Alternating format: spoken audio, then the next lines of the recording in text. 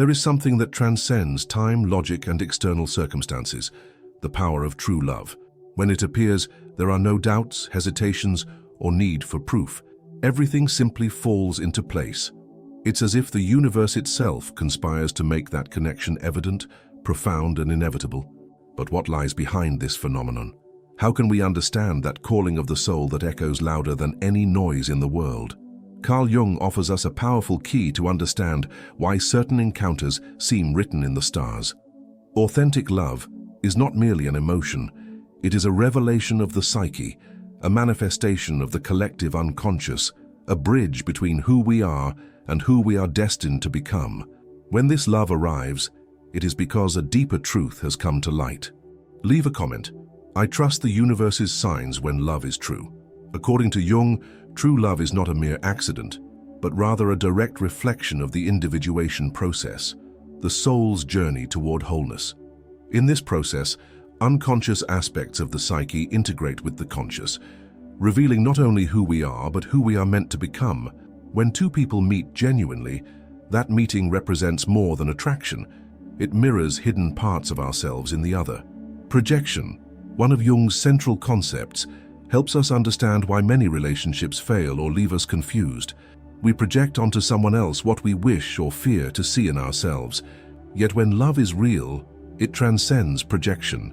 It is sustained by accepting the other as they are, shadow and light alike, and by both parties' willingness to look inward. Another fundamental point is the archetype of Anima and animus, the feminine and masculine aspects present within every human being. When authentic love manifests, there is a resonance between these internal and external poles, creating a psychic harmony that carries over into the physical world. The universe seems to facilitate, signal, and confirm, not because it conspires mystically, but because the collective unconscious recognizes archetypal patterns being activated. The experience of true love is therefore a direct expression of shadow integration, connection with the self, and transcendence of illusory projections. It emerges as a symbol of an internal transformation already underway. That's why when it arrives, everything clicks, and the universe leaves no room for doubt. Some encounters transcend ordinary time and seem to come from another dimension of existence. These are moments when two people meet and feel, without logical explanation, that something profound unites them. Jung called this the manifestation of the self, the organizing center of the psyche that transcends the ego and represents the totality of the being. When love is real, it emerges as a summons from the self, calling those involved to recognize in themselves aspects that were forgotten, hidden, or yet to be lived. The self, as the central archetype of the psyche, is the image of wholeness. It guides us through dreams, symbols, intuitions, and encounters that bring us closer to inner truth. In an authentic relationship, the self can manifest through an unmistakable sense of familiarity, as if the other person's soul completes something missing within us. That's why true love cannot be explained. It can only be felt, echoing in the depths of the unconscious, as a reminder of who we are in essence. However, such an encounter is only possible when there is a minimum openness to the individuation process. This means that a person must be, at some level, committed to self-knowledge, to facing their own shadow, and to seeking meaning beyond appearances. Real love does not arise to fill the other's emptiness, but to reflect what has already begun to organize internally. Thus, the union of two people is not a fusion of needy halves, but a mirror of the wholeness that is already possible. The recognition between souls is not based on superficial compatibility, but on an archetypal sense of reunion. Jung did not speak of soulmates in the popular romantic sense, but he acknowledged that there are psychic connections operating on a deep, symbolic plane. These encounters often come with intense emotion, meaningful dreams, vivid intuitions, and synchronistic events that point to the bond's significance. The self uses love as its symbolic language. It draws us toward what we need to integrate, learn, and experience. A partner may represent a psychic aspect that is emerging into our consciousness, and the relationship becomes the ideal stage for that development. When this love is genuine, it does not eliminate challenges, but provides a solid foundation of mutual recognition, making it possible to face conflicts with greater depth and courage. Authentic love is not measured by the absence of pain, but by the willingness to grow through it. The self's call is demanding. It wants us to become whole. That is why real love challenges, provokes, and transforms, but it also embraces, supports, and illuminates. It propels us to become more than we are, to discover parts of ourselves that could only emerge in the presence of another. In a culture that often reduces love to romantic ideals or conditional exchanges, the Jungian perspective offers rare depth. To love, from this viewpoint, is both a spiritual and psychological process that invites us to see beyond the ego. When the self is involved, love becomes a path of revelation, a bridge to the mystery within us. And that is precisely why, when this love arrives, it is unmistakable. It speaks the soul's language, not the mind's. Every love story begins with a glance, but not every glance truly sees. Often what we believe to be love is nothing more than projection, an unconscious mechanism Jung described as attributing to another the traits we have not recognized in ourselves. It is as if we see in our partner an idealized image, a mirror of what we wish or fear to be rather than who they really are. This is one of the most common and painful pitfalls of human relationships, for disillusionment is inevitable when the projected image begins to crumble. Projection marks the start of almost every passionate affair. It arises because the unconscious seeks to integrate repressed or neglected contents. We project onto another the archetype of hero, mother, father, savior, or soulmate without realizing that these symbols are part of our own psyche. The problem is not projection itself, it is a natural phase of any romantic encounter, but in remaining stuck there without awakening to the other's reality as an autonomous, complex being. This is where the shadow comes in. In analytical psychology, the shadow comprises all personality aspects the ego rejects or fails to recognize. This includes both traits deemed negative, such as envy, anger, or insecurity, and positive qualities that were repressed, such as courage, sensuality, or creativity. In a relationship, the shadow often erupts with force, for the other person confronts us with what we try to keep hidden. True loves are those that endure this shadow confrontation because they invite us to look inward instead of blaming the other for our discomforts. When we project perfection onto someone else, we actually resist our individuation. We want the other to be what we lack instead of acknowledging that wholeness can only be achieved by integrating our own internal opposites. That is why real love demands a gradual withdrawal of projections. It is not about losing enchantment, but exchanging it for truth. At this point, the relationship becomes a deep, transformative journey. Letting go of projections is painful. It can bring disappointment, frustration, even anger. But it also offers the chance to see the other person as they truly are, with their lights and shadows, and above all to discover hidden aspects of ourselves. Real love is not blind. On the contrary, it is clear-sighted. It sees and accepts the other completely and takes responsibility for what emerges within us throughout the relationship. Facing the shadow is a demanding process. Often the romantic partner becomes the channel through which the shadow expresses itself, through jealousy, possessiveness, insecurity, or control needs. These emotions should not be denied or projected onto the other, but welcomed as parts of our unconscious seeking expression. When there is space for this inner listening, the relationship ceases to be a stage for mutual accusations and transforms into fertile ground for psychic growth. To love, from the Jungian vantage point, is to be willing to cross the veil of projection and walk alongside one's shadow. It is to say yes to the other's complexity, and even more, to one's own complexity. It is to abandon the illusion that the other person has come to complete us, and to realize that they have come to reveal us. This revelation, though sometimes painful, is also liberating, for we can only love truly when we stop demanding that the other save us from ourselves. The beauty of real love lies in its imperfection. It is not built on absolute certainties, but on conscious choices. It flourishes as we accept the other, not as a reflection of a fantasy, but as a living being with their own history, fears, and desires. In this process, we become more human, more whole, and closer to the self. True love is that which, by dissolving illusion, reveals essence. Within every human being resides a fundamental psychic duality. The masculine contains an unconscious feminine aspect, the anima, and the feminine carries an inner masculine principle, the animus. These archetypes described by Jung do not refer to biological gender, but to the totality of the human soul. When love is authentic, the relationship often triggers these inner principles, making the partnership a living bridge between inner and outer worlds. True love often occurs when anima and animus recognize themselves in the reflection of the other. In the man's unconscious, the anima embodies images of the feminine: sensitivity, intuition, receptivity, emotional depth.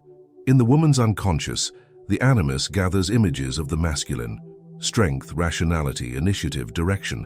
When these archetypes remain unconscious, they get projected onto the partner. A man, for example, may idealize a woman as entirely understanding and intuitive, not for who she is, but because she carries his own unintegrated anima. The same happens for a woman who sees in her partner a representation of her animus as guide, savior, or teacher. The problem arises when this projection is confused with true love. Jung emphasized that until these archetypes are consciously recognized and integrated, we are doomed to repeat love patterns marked by frustration, dependency, or idealization. The relationship begins to deteriorate when the idealized image does not match reality. The other, seen as a source of salvation or completeness, proves human, flawed, and different from the unconscious fantasy. That is where many relationships end, but it is also where true love can finally begin. A genuine encounter between two people starts when projection dissolves and the other can be seen as they truly are. At that moment, the anima or animus ceases being an idealized figure in the partner and is recognized within oneself. The man begins to develop his sensitivity and ability to heed his emotions, and the woman starts asserting her inner voice and agency in the world. This internal integration strengthens the relationship because dependency decreases, and the capacity to love with maturity, presence, and emotional responsibility grows. In this process, love ceases to be neediness and becomes alchemy. Integrating internal archetypes makes room for building the bond not on the projection of what is missing, but on celebrating what has already been achieved internally. Two people who have undergone this process can meet on a much deeper level. They are not seeking a savior in each other, but a companion on the journey. Love then becomes a sacred experience, a mutual recognition of essence. The power of these archetypes also reveals itself in the polarities that attract. It is not uncommon to fall for someone who seems to possess exactly what we feel is lacking in ourselves. This sensation, which often appears magical, is in fact a reflection of archetypal activity in the unconscious. When the relationship is genuine, this polarity does not create dependency, but collaboration. Each partner helps the other awaken aspects lying dormant in their psyche. The woman helps the man access empathy and interiority. The man helps the woman trust her strength and clarity of thought, and both grow. That is why true love is not just about emotional or intellectual compatibility. It is the field in which the soul's deepest archetypes unfold. It is a journey of psychic integration that demands consciousness, openness, and courage to look at oneself. When anima and animus cease unconsciously dominating relationships and are lived with lucidity and responsibility, love stops being a mirror game and becomes a real meeting of two whole worlds. This kind of love is neither common nor easy, but it is absolutely transformative. And when it happens, there is no doubt about its authenticity. It reveals itself through a harmony that transcends time, logic, and appearance. It is the internal union manifesting in the external world, the soul recognizing the soul in its fullness. There are moments when everything seems to align with mysterious precision. You meet someone by chance, yet the connection is instantaneous. A song plays at the right moment. A message arrives at exactly the right time. Paths cross when least expected. Jung called this phenomenon synchronicity, the meaningful coincidence of events without causal relation, but carrying profound symbolic significance. When love is real, it often manifests through these signs, as if the universe were communicating that this encounter is no accident, but a response to an inner movement already unfolding. Synchronicity is not superstition. For Jung, it is a manifestation of the collective unconscious, a bridge between inner and outer worlds. When there is genuine psychic transformation, the surrounding world responds with events reflecting that change.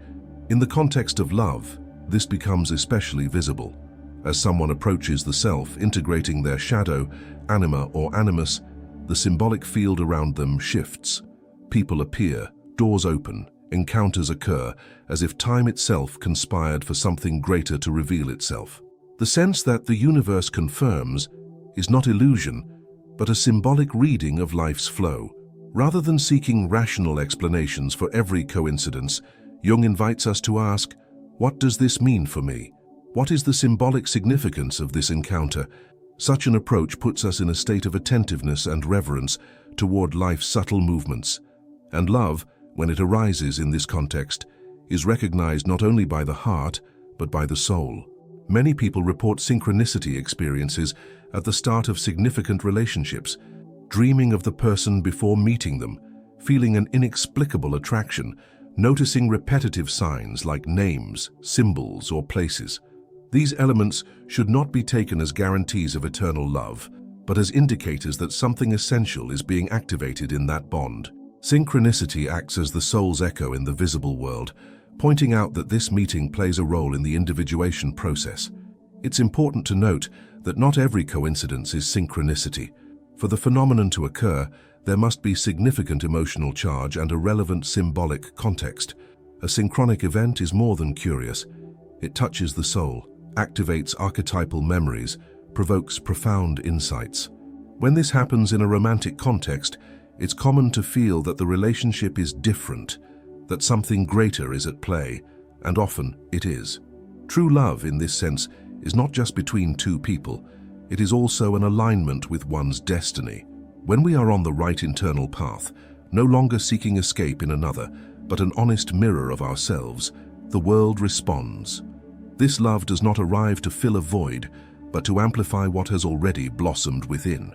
It is a sign of the soul's maturity, and for that reason the universe makes it unmistakable. However, we must be cautious not to turn the search for signs into an obsession or an escape from reality. Synchronicity does not replace the conscious work of building a relationship. It points the way but does not guarantee the journey. Real love demands presence, responsibility, patience. The signs confirm direction, but walking the path remains a human choice. The universe can show the route, but we are the ones who take the steps. When there is harmony between the personal unconscious, the self, and the external world, love arrives at the right time, in the right way, with the right person, not because it is perfect, but because it is real. And that truth is recognized intuitively. It needs no proof, for it speaks directly to the soul. Time stands still, the world goes silent, and the heart simply knows. This silent certainty is love's hallmark. It does not shout, but it resonates deeply. Thus, when love is genuine, there are no doubts. The universe makes sure that whatever needs to happen, happens.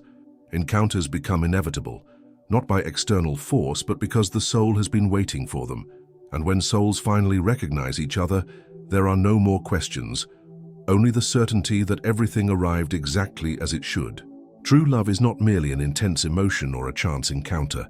It is a profound manifestation of the soul, a response from the unconscious to our individuation process.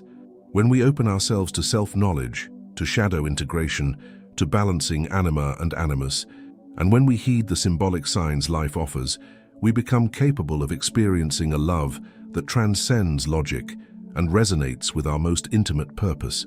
This love demands no proof, for it is proof itself. It needs no justification, for it carries truth as its essence.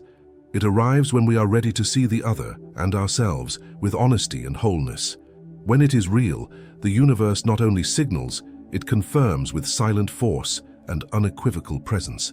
If you feel these words have touched something within you, subscribe to the channel to continue this journey of self-discovery. Leave a comment sharing your experiences of meaningful encounters and click the video that's appearing on your screen now. It will further expand your vision of love and the psyche. Transformation begins when you allow yourself to see with the soul,